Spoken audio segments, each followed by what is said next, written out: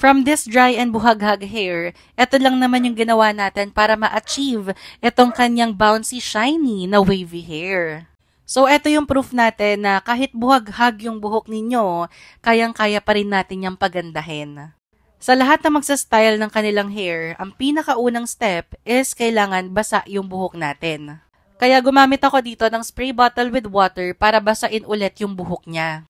Kailangan well-moisturized yung buhok natin para maging maganda yung result. So dito naglagay lang ako ng Curls by Xenotrians Leave-In Conditioner for moisture. Medyo napadami nga yung lagay ko dito kasi sanay ako sa buhok ko na madami talagang inilalagay. Pero for this kind of hair, wavy hair lang naman siya. Kahit konting leave-in lang, okay na yon. Gumamit lang din ako dito ng defining brush and then nag-scrunch ako ng hair niya para mas lalong lumabas yung kanyang wavy patterns. Per section talaga kapag nagsastyle tayo ng hair para mas madalian tayo. Itong leave-in conditioner na ginamit ko, you can use it as base if meron pa kayong mga products na gusto pang i-add maliban sa leave-in conditioner. Pero kasi kung wavy lang kayo or manipis lang naman yung hair ninyo, pwedeng-pwede na leave-in lang kasi lightweight lang ito.